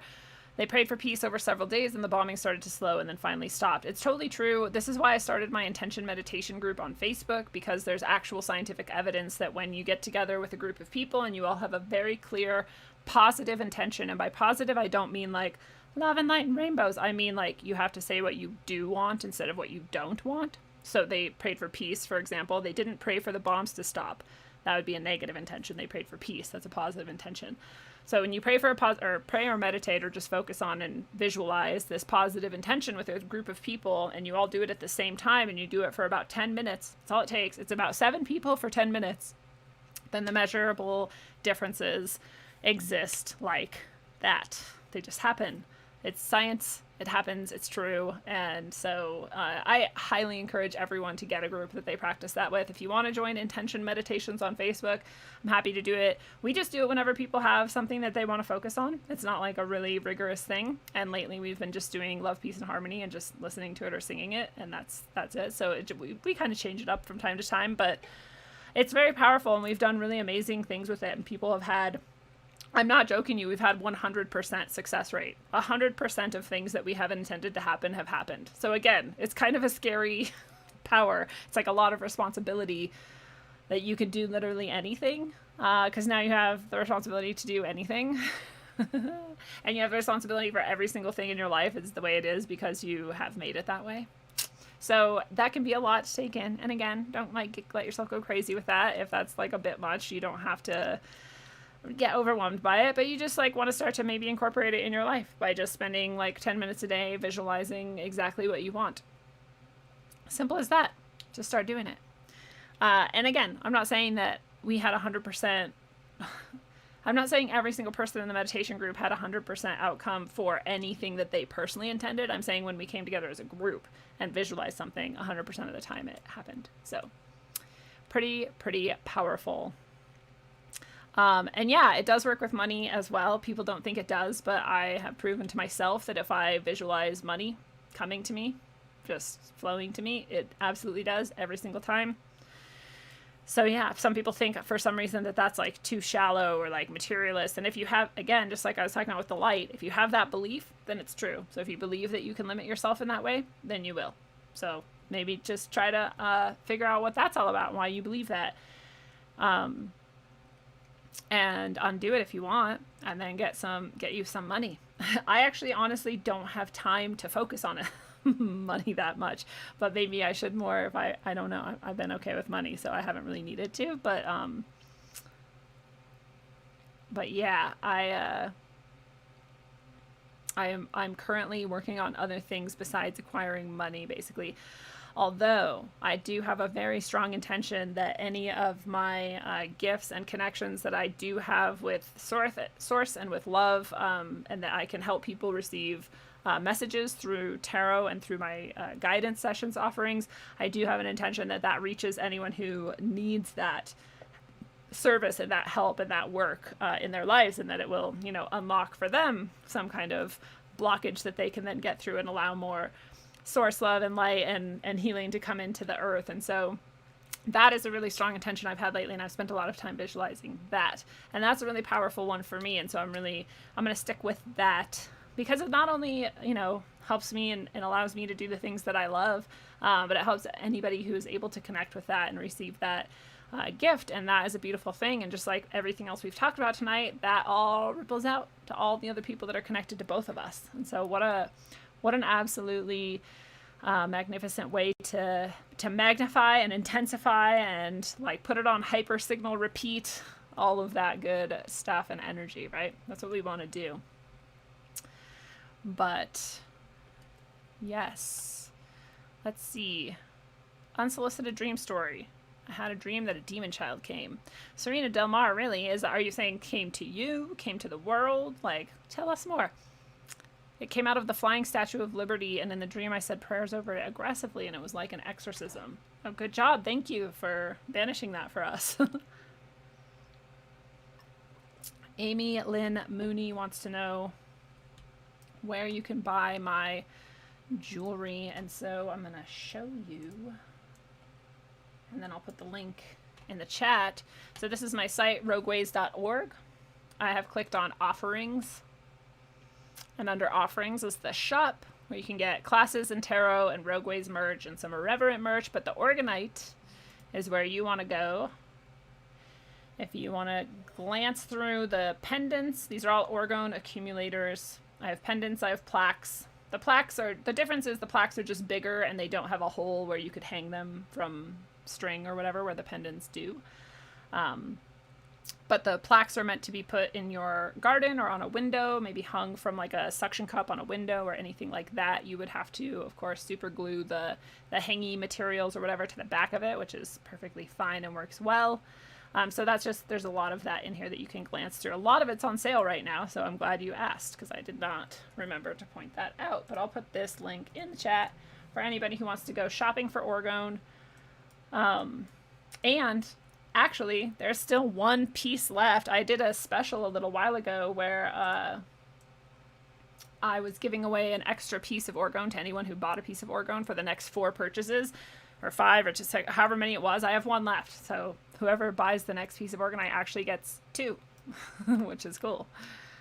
So that is the orgonite. And Serena's asking, but my question is, have you ever had a dream where you were praying? Yes, I have had a dream where I was praying, and they are often very vivid dreams. I just gave a couple examples a couple episodes ago. I was talking about that same song, Love, Peace, and Harmony. Highly recommend you listen to it. I listen to it while I'm sleeping now. Like, I've kind of like really incorporated this song into my life because it's unlocking so much, and I'm on this Shinkansen, which is the bullet train in Japan. I'm on the Shinkansen of spiritual journeys. But so I highly recommend that song. But yeah, as soon as I started listening to that and doing that forgiveness practice, I started having dreams where I was listening to that song and praying with people over their pets.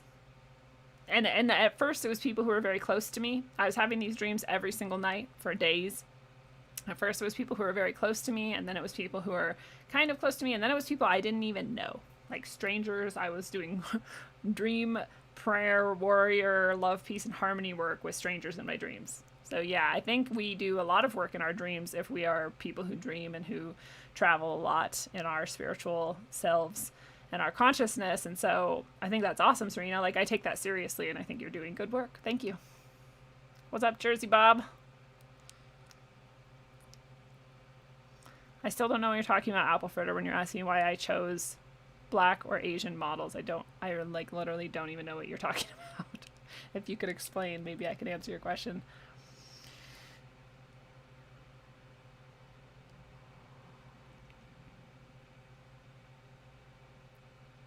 Ancient Diamonds was forcefully injected with something and then turned silly. Stupid. Anyway. Interesting.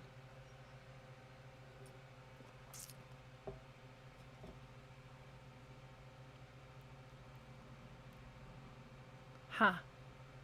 I would definitely... Bye-bye, Apple Fritter. Nice to see you. I would definitely do some work around being injected forcefully by anything in my dreams, because I would want to separate that out for myself, let go of it, and heal it. But definitely... What's up, Jeremy Harbin? But definitely do that work, I would say. For the shirts on my store.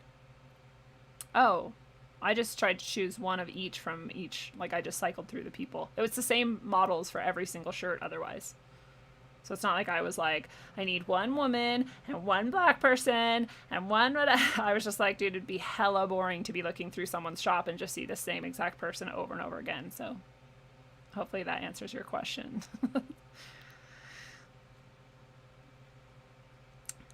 DS is said, teaching tonight, and underneath a sign that called for social distancing, all the kids were sitting in each other's arms, hanging out and enjoying each other's company. It gave me hope for humanity. Woo! Yeah, that gives me hope too. That is so cool. Thank you for sharing that beautiful message. I get so sad when I drive by schools now and there's all these little kids in masks. I'm like, God, you fucking evil. Like, how do you fucking go along with this? It's crazy. But I think people go along with it because they're ignorant and scared. And that's sad.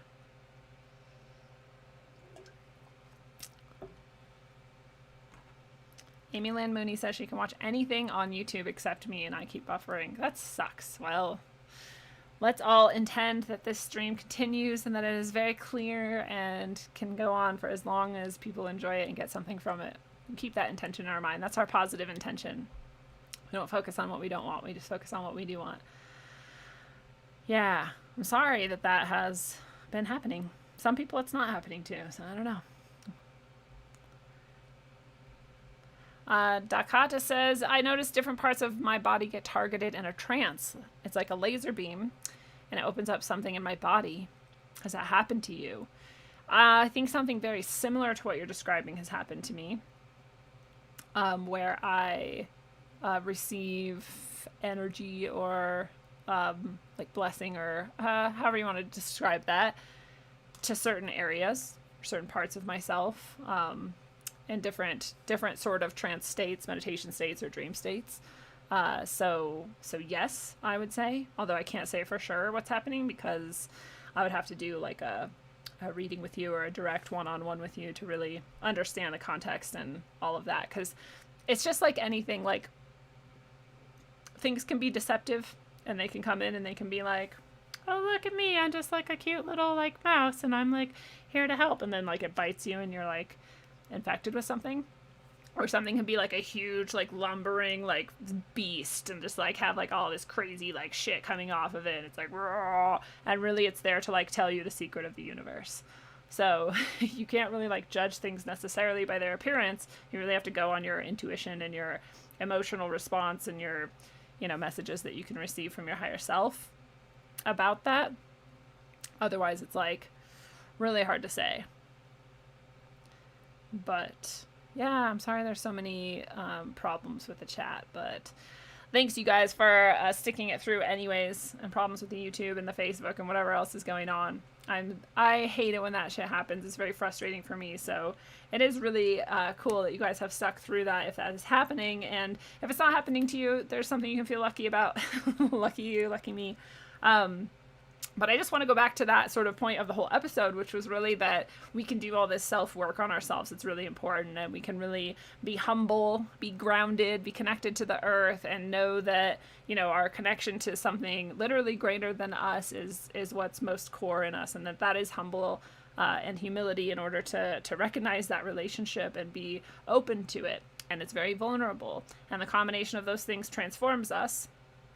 And it also transforms the world. And that's the real point that I want to make, because I think a lot of people are searching right now for how we can save ourselves and save the world. You know, that's what we want to do. We want to help people, and we want to be, get things to get better. And we like hate that things are so messed up. And so that's, it's on a lot of people's minds, and we don't easily see the way out because it's so complicated. There's so many moving parts and there's so many things going on, and it's so hard to make even a little bit of progress with someone else. And that's the whole point. It's actually almost impossible to make progress with someone else, but it's so possible to make progress with yourself.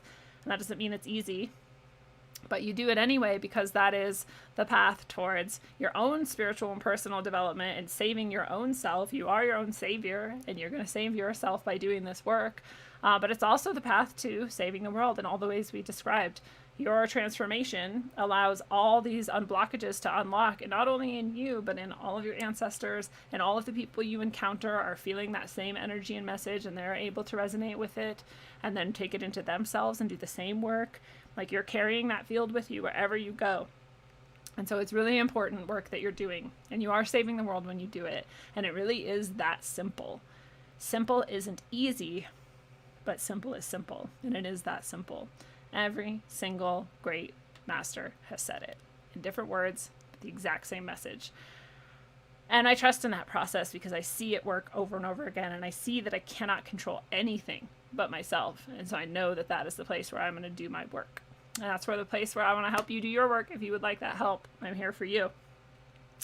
So just let me know, and also ask for help and guidance from your heart, and ask for help and guidance from your soul, and ask for help and guidance from your highest self, and ask for help and guidance from your spiritual allies that are good, true, and beautiful, and trust that all of those energies are responding to you when you ask for help, because they are.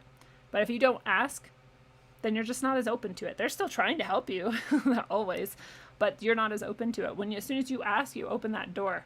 And we see that in very many scriptures around the world as well, right? Ask and you shall receive. Ask and the door is opened. You just have to ask for it. Ask out loud. Maybe that's a little bit more powerful. Ask just in your mind. Like, I'm very timid sometimes. It might not seem like it, but it's true. And so sometimes I just ask in my head or in my heart. It's the same difference. I don't think it diminishes anything. Ask in whatever way you can. Write it down on a piece of paper. Please help me in this way. I would really need some assistance and guidance in this way. And it will always come to you, always. So trust that and use that skill. That's a power that you have as well. So ask for that. And it keeps you humble, right? It reinforces that. You need help. We all need help. That's just humility to admit it and to accept it. That's another one of your superpowers, remember? So don't forget. And then practice daily. Like, I try to ask for help every single day. I literally do. Literally ask for help every single day from my spiritual guides and myself and my heart. Well, however, these are all sort of words for similar types of things. And so I don't get too caught up in them, but whatever that is to you that's good, true, and beautiful, you ask that for help. I do it every day. I do meditation practices as much as I can, hopefully every day. When I'm doing really well, I do it every single day for long periods of time if I'm doing even better. And I do specific practices or just simple practices where I'm literally just sitting on the ground with my feet on the earth, just like chilling, quiet, receptive. Just that's a meditation in itself. You don't have to get too crazy or complex with these things. But the more you're intentional about it and you set that time aside and you do it and you ask for that help and you're, serious about it, and you're giving it that intention and that attention, like, that is all it takes. It's really that simple. Simple, but not easy. It can be very easy. I'm just saying it's not always easy. Sometimes we have a lot of obstacles to get through, but once you get there and you start making it that habit, it just grows and grows and grows, and you get better and better and better, and you get more and more and more in touch, and it's just such an amazing transformation can occur within you if you do these things. So I highly, highly suggest it. And I'm going to do a quick symbol shot and then a quick tarot card, and then we will be done for the night. Yes, being receptive is part of, I think, and this is why I chose humility and vulnerability, is I think receptiveness is a part of that. I think that, and then thank you for pointing that out, my mouth shall speak the truth, because I do think that receptivity is a big part of it. And we really have to ask ourselves sometimes, like, what's stopping us from being receptive to that? And then sometimes that's where our work is, right? Because sometimes we need to, like, unburden ourselves to be receptive. But yeah, exactly. Don't judge people or spiritual entities by their appearance. Judge them by the emotional and spiritual response you get when you consider them and regard them. You'll know.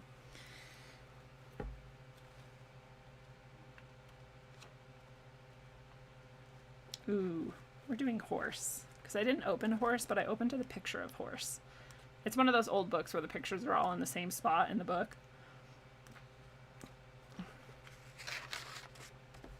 Horse. And I'm doing horse because we just talked about horse. It's not why I'm doing horse, because I opened it to horse, but I'm doing horse also because we just talked about, because anytime I open the page there's multiple things I can choose from, but I chose horse on that page because just this recent equinox episode we talked about the connection between the word equinox and the word equine, which is horse. They're both connected to that root of horse, and I was like, why would the equinox be about, or no, equus is connected to both equine and equinox because they both have to do with equal parts, and the horse is because it has 4 equal legs. And I'm like, well, so does every animal, but there must be something in the symbol of the horse that, like, gets to that point. So hopefully it tells us in this that we're about to read together. Good point. Again, my mouth shall speak the truth. Your muscle has memory, and so does your spirit. So the more you're in the habit of these things, the easier they come and the more you'll be likely to fall back on them when the time comes. Catherine O'Shea is in the house. Whoop, whoop. What's up? Justin Parada is here as well. I think I already said hi to you, but I'm saying hi again. Speaking out loud releases vibrations, just like you were talking about earlier in the feed, Justin says. Good point, and that is a good reason why you could ask out loud. I'm not always good about that, but I highly encourage it. I agree with you that that vibration is awesome energy to add into your intention or action.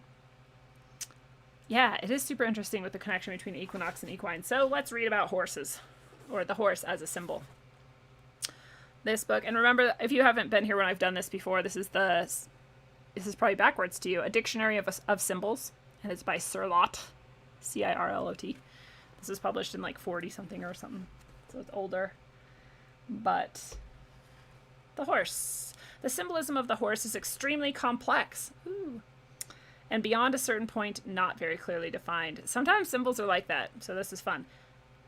Some guy finds it an animal associated with burial rites in Chthonian cults, whereas someone else considers it an ancient symbol of the cyclic movement of the world of phenomena. And that's like what we were talking about with the equinox, that cyclic movement, where everything is equal, but it's all passing, and then returning back to the point, and then passing by again, all in equal measure. Hence, the horses, which Neptune with his trident lashes up out of the waves, symbolize the cosmic forces that surge out of the Akasha, the blind forces of primogenial chaos. Wow, I didn't know that Neptune frothed up horses out of the ocean. That is cool. Out of the waves. Those like waves of energy, and the horses come out of them. So they're like carriers of that energy and that message.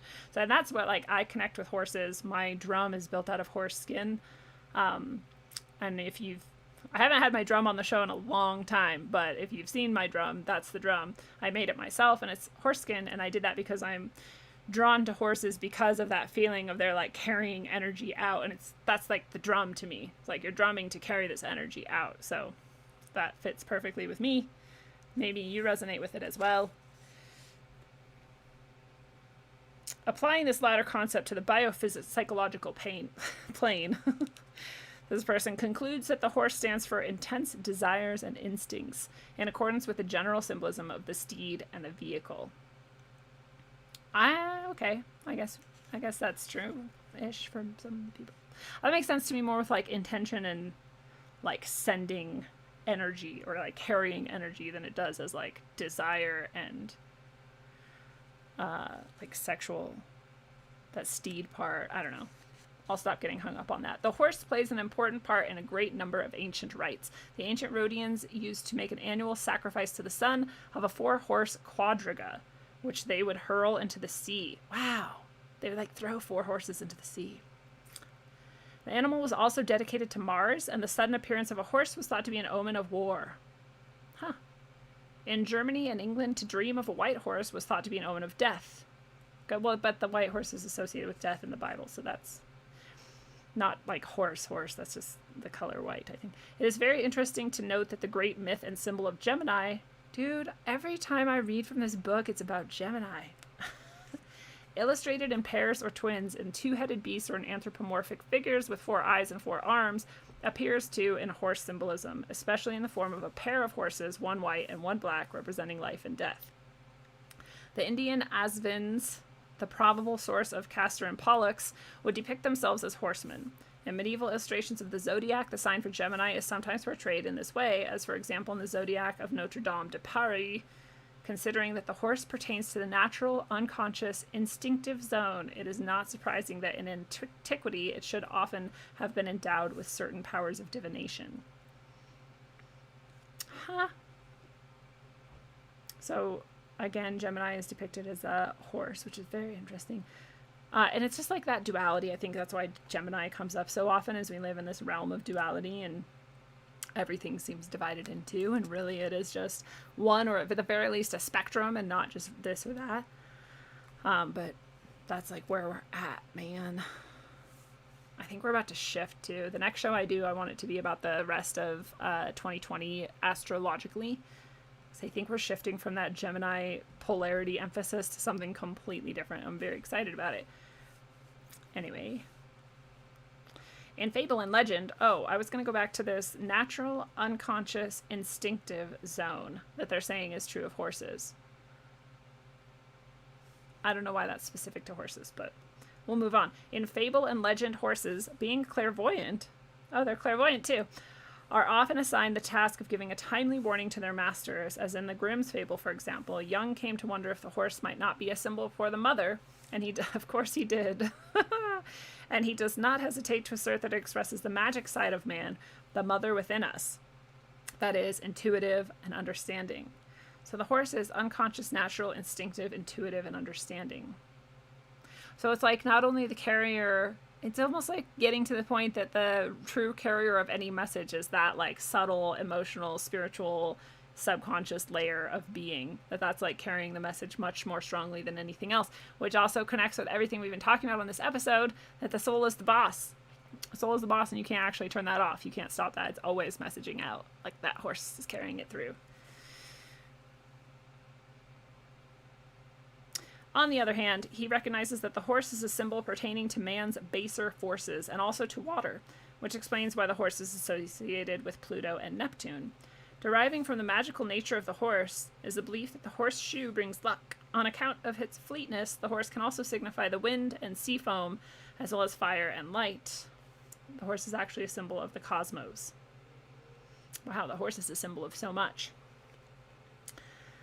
But it's really that fire and that light also reminds me of that ability for things. It's like the photon like shooting through the night, it's like carrying all this information with it as it goes, and it's able to just pierce through like almost anything. Is that symbol of the cosmos. That makes sense to me too. But I started with the horse as just this idea that it's a traveler. And so that's why I keep coming back to relate everything to that idea of like traveling. The message is traveling and the energy is traveling and the horse is carrying that out. And so we're going to pick a card and we're going to see what further wisdom it can give us.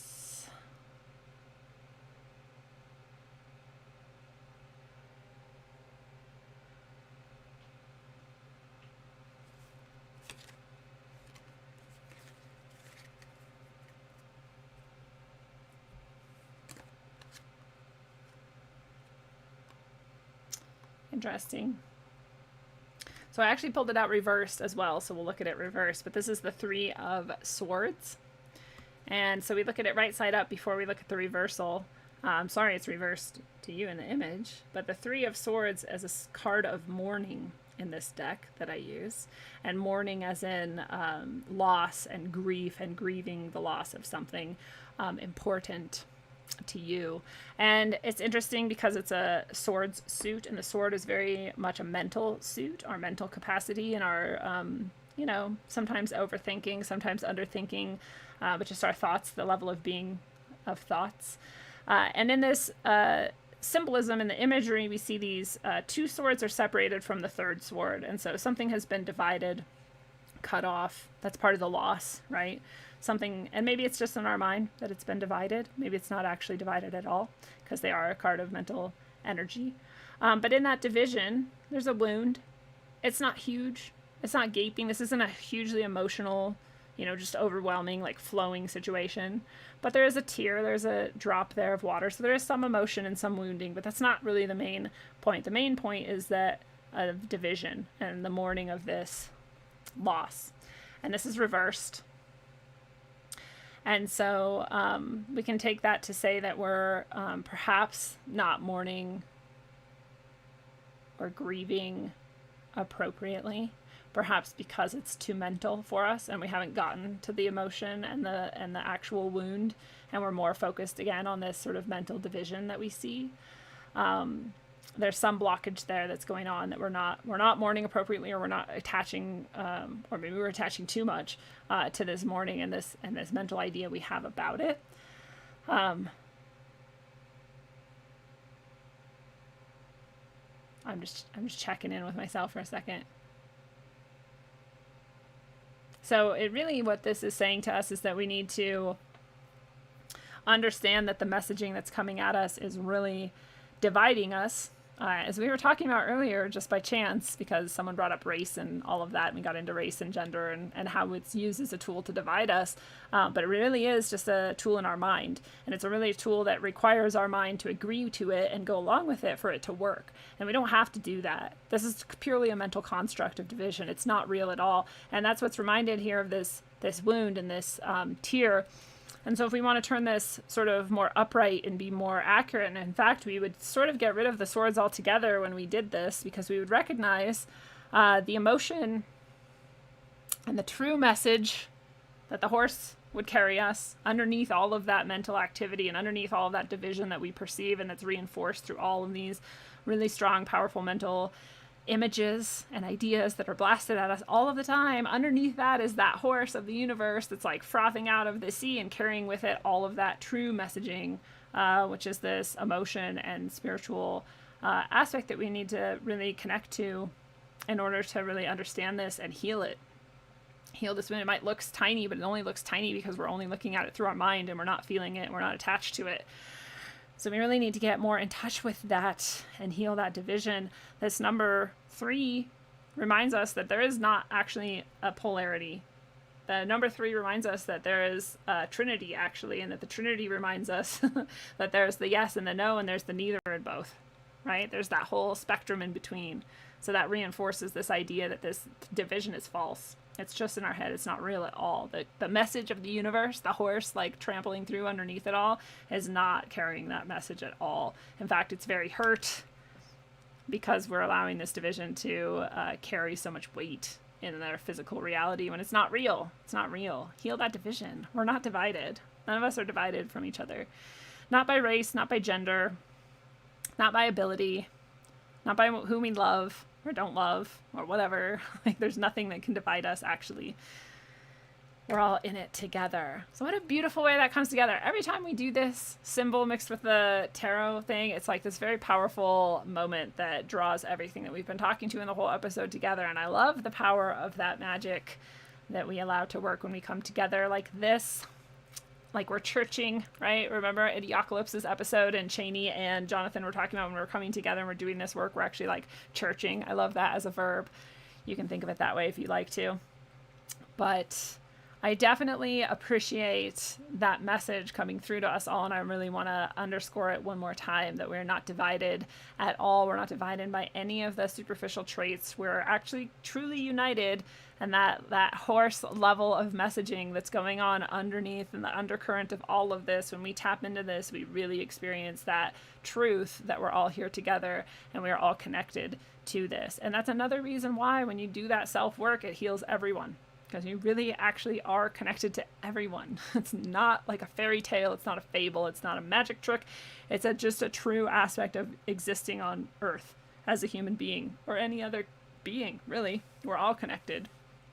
So don't fall for this false division tactic. Tap back into that current that reminds you that you are love and you are source and you are connected in your heart to everything else that exists. And the more that you can be that and know that and intend that and really open it up and be more and more vulnerable and more humble in that, the more that you unleash healing for yourself and the entire universe. So until you do exactly that and you practice it every day, you keep it in the forefront in your mind, and especially in the love in your heart, and you send that message out through that horse that's just like rippling out, carrying the message all throughout the universe. The more you do that, the more you are hooked into that, and the better things are. And until you master it, travel well, aim for balance, and always look inside first.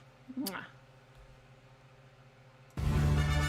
Yeah, come on, Rat Kings, baby. It's the rap machine. Yeah. Check it. Great bearded pirate.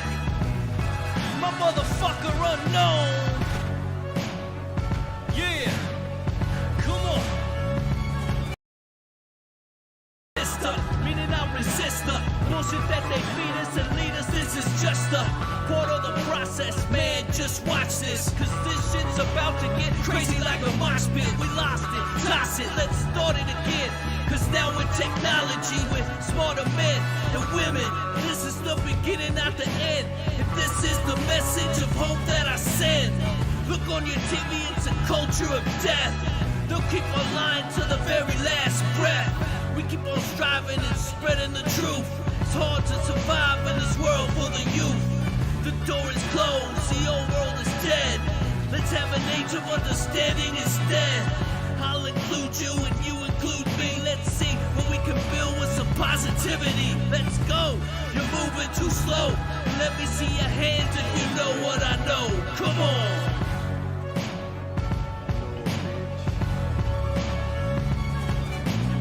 Rap like mummy, ain't no dummy in my rhyming. Started flowing freestyle and now they rhyming loud silence. On with the violence, bodies piling with the gray bearded pirate. On your TV in 4K 3D virtual reality. Casualty of urban warfare. I know but I'm not scared, just prepared and aware. Shining my light through the tunnel of hope. Into the rope, but I'ma give it one more pull. Till the family is full. Take the bull by the horns and lead it to the slaughter. That would be harder and you would be softer. Sometimes I'm a monster and you forever imposter. With your champagne and lobster. This royalty, the way it was supposed to be. Hopefully the new door opens and the old one closes. With way more focus and growth to mold us. And the truth that they should have told us.